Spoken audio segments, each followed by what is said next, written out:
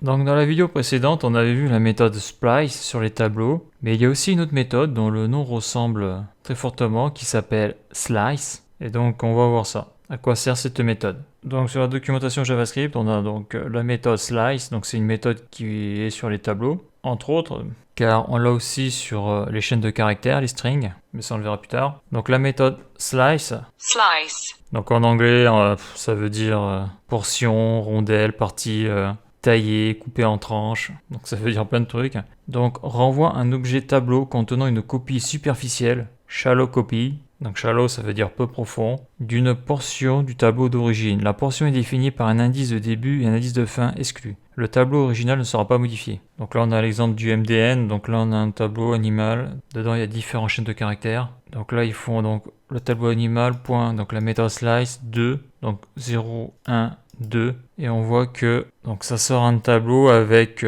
toutes les valeurs qu'il y a à partir de l'index 2. Donc là il y a un autre exemple avec l'index 2 et 4, donc 0, 1, 2, 3, 4. Donc le 2 est inclus, c'est ce qui marque ici, hein. La portion est définie par un indice de début et un indice de fin exclu. Et le cas, donc 0, 1, 2, 3, 4, donc ça s'arrête à duck, donc à l'indice 3. Là on a d'autres exemples, ok, run. D'accord. Donc là, on a la syntaxe. Donc paramètre début facultatif, indice à partir de 0 depuis lequel commencer l'extraction. S'il s'agit d'un indice négatif, début indique un décalage depuis la fin de la séquence. Par exemple, slice-2 extrait les avant-derniers et derniers éléments dans la séquence. Si le début est absent, slice commencera depuis 0. Si début est supérieur à la taille du tableau, c'est un tableau vide qui sera renvoyé. Donc fin, indice à partir de 0, auquel arrêter l'extraction. Slice, extrait jusqu'à cet indice, mais pas l'élément situé en fin lui-même. Slice 1,4, extrait du deuxième au quatrième élément, les éléments d'indice 1, 2 et 3. S'il s'agit d'un indice négatif, fin indique un décalage depuis la fin de la séquence, donc slice 2-1, extrait du troisième à l'avant-dernier élément dans la séquence. Si fin n'est pas fourni, slice extraira jusqu'à la fin de la séquence, donc array.length. Si fin est supérieur à la longueur de la séquence, slice fera une extraction jusqu'à la fin de la séquence. Valeur de retour, un nouveau tableau contenant les éléments extraits.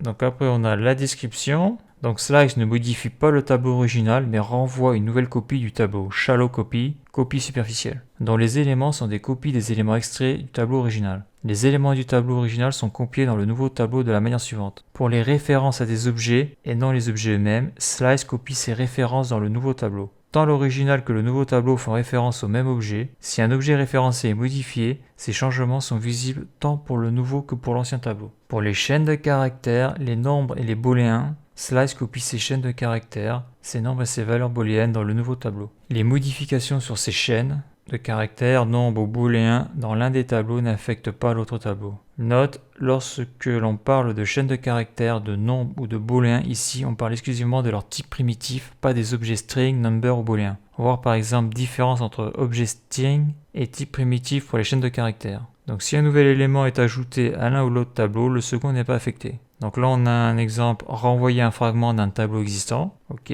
Utiliser slice. Dans l'exemple qui suit, slice crée un nouveau tableau, nouvelle voiture, à partir de ma voiture. Chacun d'entre eux contient une référence à l'objet ma Honda. Lorsque la couleur de ma Honda est changée en bordeaux, les deux tableaux reflètent ce changement. Donc là on voit l'exemple. Là ils utilisent un json.strigify.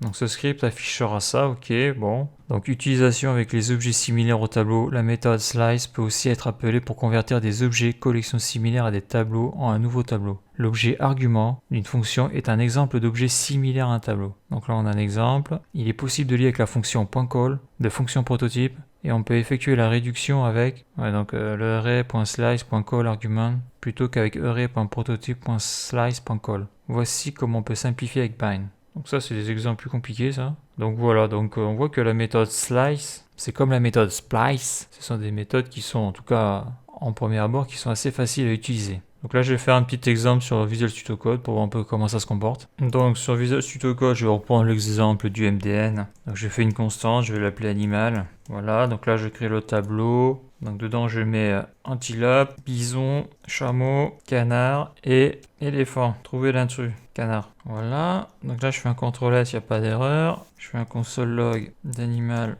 CTRL S, donc là je vois mon petit tableau. Ok, donc là si je prends le tableau animal, que j'utilise la méthode slice et que dedans je mets 2, donc là je vais écrire animal copy Je vais mettre ça dans une constante. Voilà, ça sera mieux. Et ici, je vais faire un console log de animal copy. Quoi, copy, c'est pas le bon terme. Je vais plutôt appeler ça extraction. Voilà, j'appelle ça comme ça. Donc là, j'ai mis la valeur de 2. Donc c'est l'index, c'est à partir de l'index 2. Donc on voit que donc 0, 1, 2. Et donc ça m'a gardé toutes les valeurs à partir de l'index 2. Donc les valeurs de l'index 2, 3 et 4. Donc chameau, canard, éléphant. On voit que ça a bien été mis dans un tableau et que ce tableau est dans la variable animal extraction. Ok, donc si je fais donc maintenant 2 et virgule et dedans je mets 4. Donc je garde à partir de l'index 2, donc 0, 1, 2, donc c'est chameau. Donc après c'est l'index 3 et l'index 4, donc ça va jusqu'à canard parce que donc c'est l'index 3 parce que le 4 est exclu, d'après ce qu'on a pu lire sur le MDN.